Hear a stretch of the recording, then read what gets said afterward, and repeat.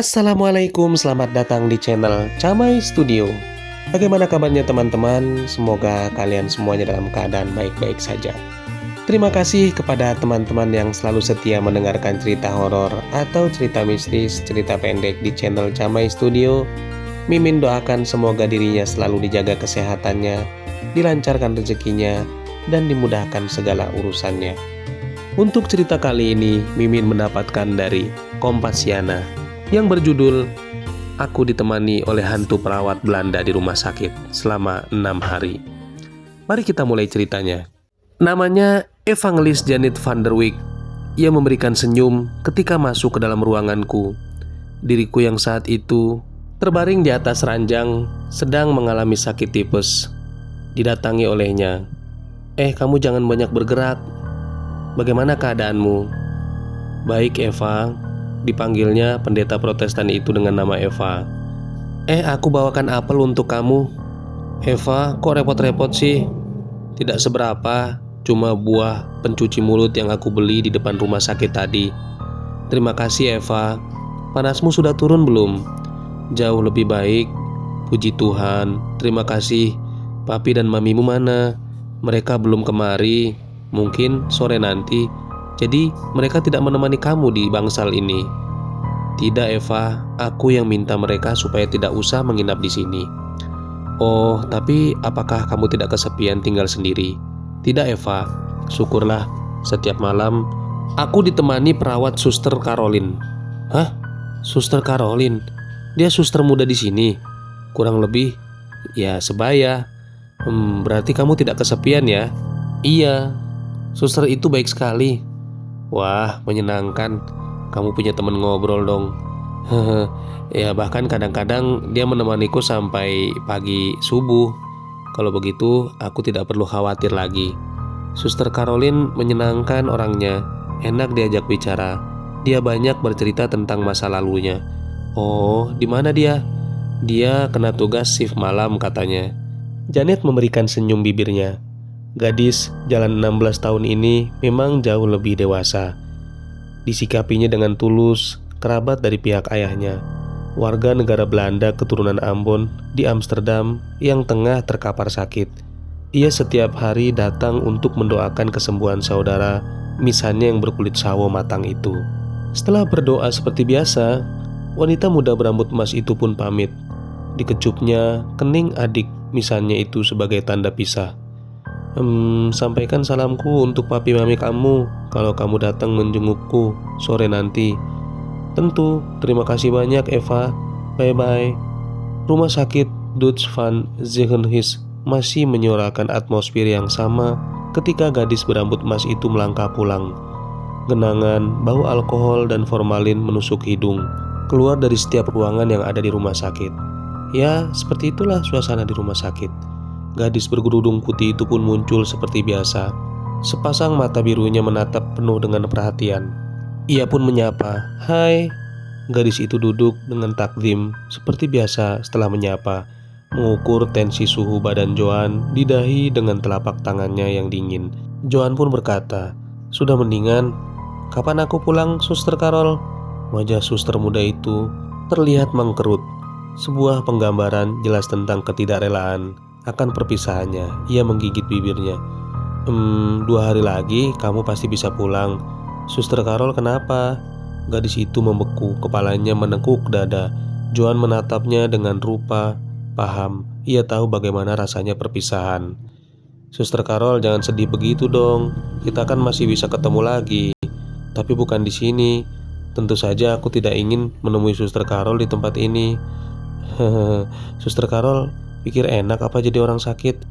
Suster muda itu memberikan senyum bibirnya, berusaha mengimbangi guyonan itu sebagai penawar sakit hati. Diteruskannya menunduk. Sang suster hanya memperhatikan lantai putih, menandakan ia sedang termenung. Kemudian wajah Joan kembali. Tapi aku tahu Suster Carol pasti sedih kalau aku pulang, kata Joan. Aku juga sedih, Suster Carol. Tapi tidak mungkin kan aku terus-menerus terbaring di rumah sakit ini. Kita bisa bertemu kapan dan di mana saja. Aku yang ke rumah Suster Carol atau Suster Carol yang ke rumahku. Aku tidak memiliki rumah, kata Suster Carol. Joan langsung tersenyum. Dipandanginya lama gadis berseragam putih itu.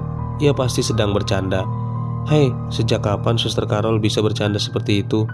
Setiap hari wajah Suster Carol terlihat murung, pucat seperti tembok.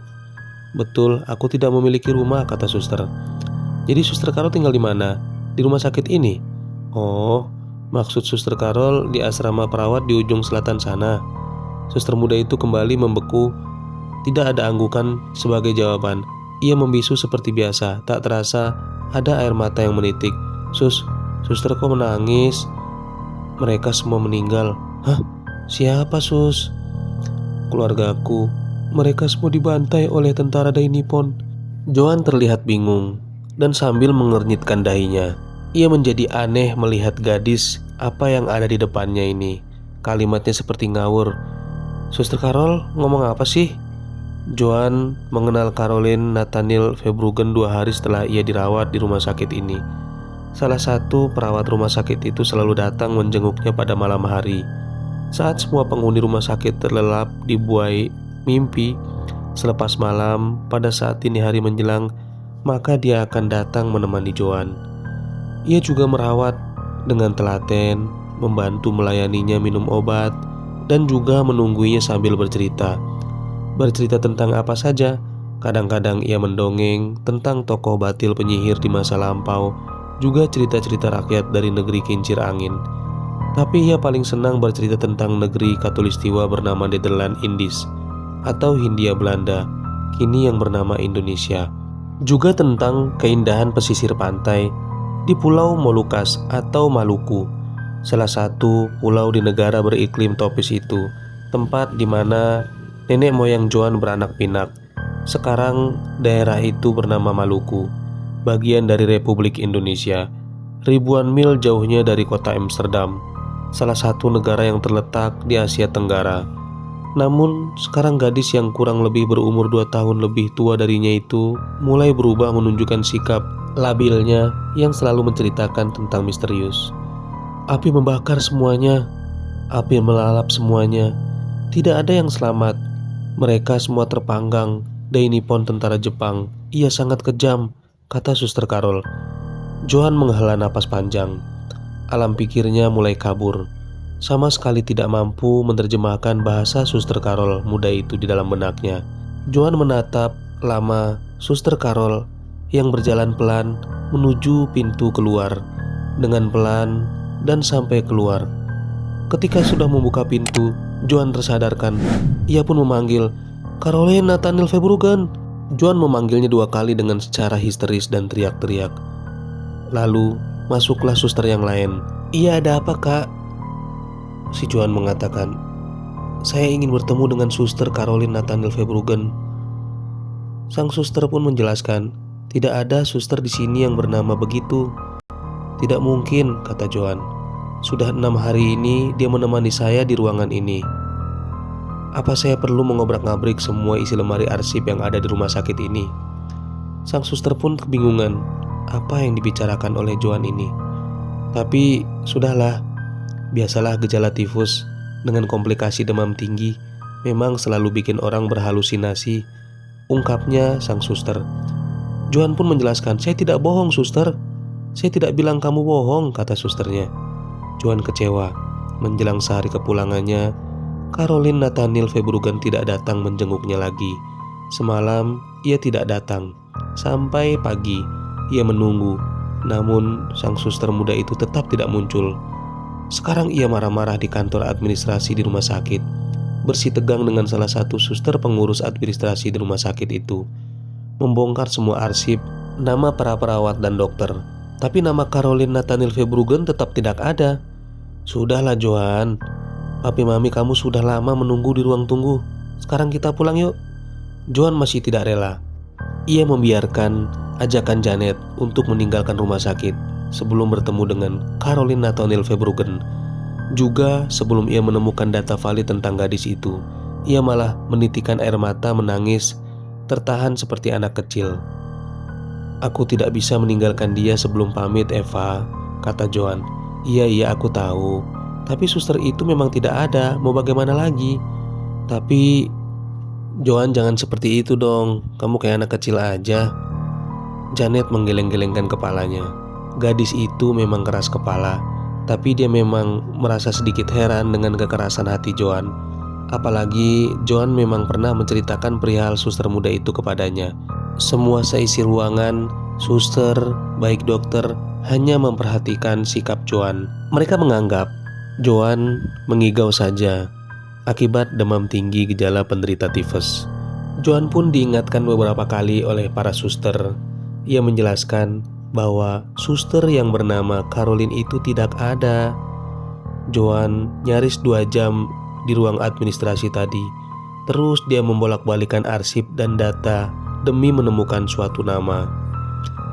Joan Hans Tanamal. Suster berbadan gemuk itu datang tergopoh-gopoh. Ia memberikan tahu selembar kertas yang sudah menguning dan agak buram. Di tengah mencari suster muda sahabat baru yang menemaninya selama 6 hari ini. Namanya Caroline Nathaniel Verbruggen, kata suster. Joan mengangguk semangat. Ia tersenyum sumringah. Akhirnya gadis yang dicari-carinya itu ditemui datanya. Sini dengarkan, kata suster yang gemuk. Caroline Nathaniel Verbruggen lahir di Amsterdam tanggal 14 Juli tahun 1926 dan meninggal 6 Agustus tahun 1943 di Maluku, Nederland Indies. Sekarang negara itu bernama Indonesia. Perawat angkatan pertama di Dutch Van Zinkohis ini gugur dalam tugas Palang Merah Nederland di sana.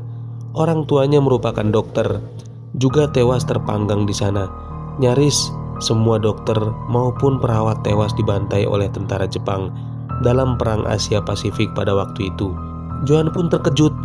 Ia memperhatikan setiap apa yang dibacakan oleh suster gemuk itu. Selembar kertas tua itu ada nama Caroline Nathaniel Verbruggen tercetak dengan tinta hampir pudar di sana, semacam sertifikat penghargaan atas jasa seseorang, ditandatangani pada tanggal 31 Agustus tahun 1947, hari ulang tahun pejabat dan pemimpin kerajaan Nederland waktu itu, Ratu Wilhelmina. Tapi jelas-jelas saya bersama dia selama 6 hari ini di belakang ini. Tidak mungkin, kecuali kamu sedang bertemu dengan arwah dia, kata suster gemuk tadi. Suster gemuk itu pun tersenyum melihat sikap Joan yang agak gelisah. Joan memikirkan apakah pertemuannya dengan suster Caroline ini berupa mimpi. Tapi suster gemuk itu mengernyitkan di akhir tawanya. Ia juga merasa heran dengan fenomena yang dialami salah satu pasien di rumah sakit ini. Bagaimana gadis itu bisa tahu ada seorang perawat yang bernama Caroline Nathaniel Verbruggen yang sudah meninggal puluhan tahun lalu? Joan termenung dan berpikir dengan keras. Apa iya selama ini ia berbicara dan mengobrol dengan seorang arwah yang sudah meninggal puluhan tahun lalu? Tak lama ia pun ditepuk pundaknya oleh suster gemuk tadi. Hei, kamu sudah ditunggu keluarga kamu. Silakan pulang sana. Joan pun meninggalkan ruangan itu dan meninggalkan rumah sakit dalam keadaan tatapan kosong sambil berpikir keras bagaimana kelanjutan suster Caroline itu di alam sana. Ia sudah banyak bercerita tentang keluarganya yang sangat sedih dibantai oleh tentara Jepang itu. Semuanya masih penuh misteri. Itulah akhir dari cerita Joan yang bertemu dengan arwah Caroline, suster yang berada di rumah sakit tersebut. Terima kasih kepada teman-teman yang sudah mendengarkan cerita ini sampai selesai. Jangan lupa yang baru bergabung untuk like, subscribe, serta meninggalkan komentarnya. Sekian dari saya. Wassalamualaikum warahmatullahi wabarakatuh.